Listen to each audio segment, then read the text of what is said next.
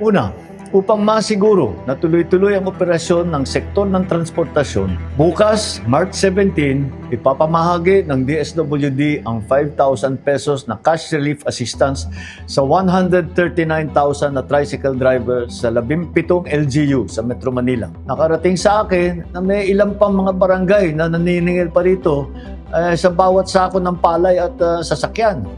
Sana matigil na ninyo po ito dahil ang epekto lamang nito ay pinapagmahal ang presyo ng ating mga bilihin. Mga kababayan, nitong nakaraang linggo, sinimulan na natin ang itatag ang hakbang upang mabawasan ang impact ng pagtaas ng presyo ng langis bunga sa kaguluhan sa gitnang silangan. Una, upang masiguro na tuloy-tuloy ang operasyon ng sektor ng transportasyon, bukas, March 17, ipapamahagi ng DSWD ang 5,000 pesos na cash relief assistance sa 139,000 na tricycle driver sa 17 LGU sa Metro Manila. At isusunod na ng DSWD ang pamamahagi sa mga tricycle driver naman sa labas ng Metro Manila. Sa mga susunod na araw, ang mga jeepney at TNVS driver ay makakatanggap naman ng 5,000 pesos na cash relief assistance. At sa huling linggo ng Marso, ilalabas na ng DOTR ang fuel subsidy. Maliban dito, na-certify ko na bilang urgent ang dalawang panukalang batas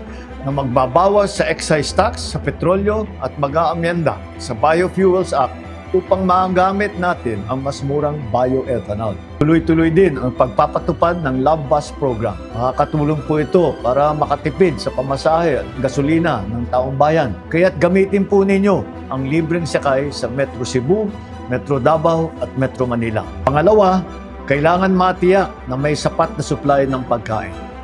Upang matulungan ang mga magsasaka at mangingisda, ipagpapatuloy ng DA, ang Department of Agriculture, ang pamimigay ng 3,000 pesos na fuel subsidy sa ating mga magsasaka.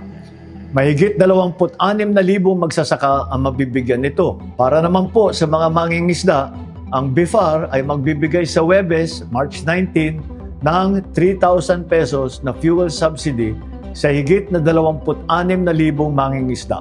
Sisikapin din ng Department of Agriculture na ipamahagi sa Abril sa bawat magsasaka at mangingisda ang lagpas 2,000 pisong tulong mula sa Presidential Assistance for Farmers and Fisherfolk Program.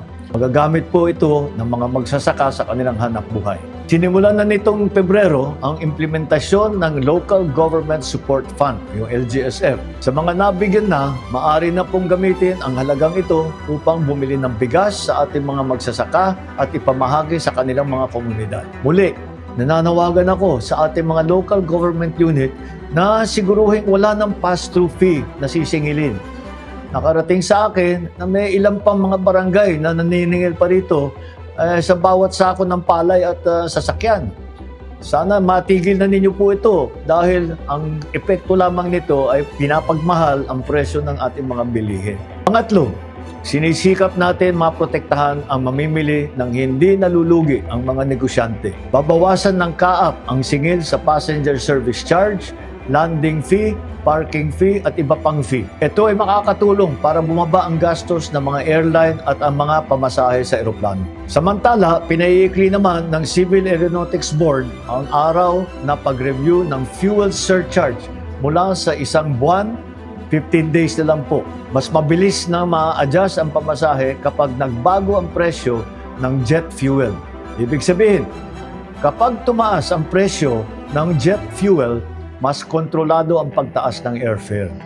At kapag bumaba naman ang presyo ng jet fuel, mas mabilis ding bababa ang pamasahe. Sa lahat ng ahensya ng pamahalaan, repasuhin ang mga patakaran ukol sa lisensya, permit, clearance, certification. Tignan ninyo kung alin dito ang pwede munang suspindihin o di kaya ay babaan ang mga singil upang makabawas sa mga iniintindi ng taong bayan. Ikahuli, tinututukan din natin ang kapakanan ng mga kabataang Pilipino. Gumagawa tayo ng mga hakbang upang hindi makadagdag sa bigat sa bulsa ang pag-aaral. Bawal pa rin ang mga bayarin o kontribusyon na sisingilin sa mga mag-aaral sa mga pampublikong paaralan, lalo na ngayong panahon ng graduation. Sa March 25 naman, magsisimula ang serbisyo fair ng DepEd. Dito, ang mga ahensya ng gobyerno at mga employer ang pupunta sa eskwelahan upang makapag-apply ng trabaho ang mga high school student at graduate natin. Mas madali nang makakakuha ng clearance, hindi pa gagastos ng malaki sa pamasahe.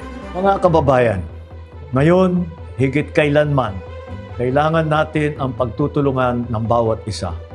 Walang iwanan, walang maiiwan sa pagharap natin sa hamong ito. Asahan ninyo ang patuloy namin paggawa ng mga hakbang upang maibsan ang mabigat na epekto ng kaganapan sa gitnang silangan sa taong bayan. Naway manatili ang ating tiwala sa isa't isa at ang pananampalataya na malagpasan din natin ang mga pagsubok. Dalangin natin ang kapayapaan at kaligtasan ng lahat. Marami pong salamat.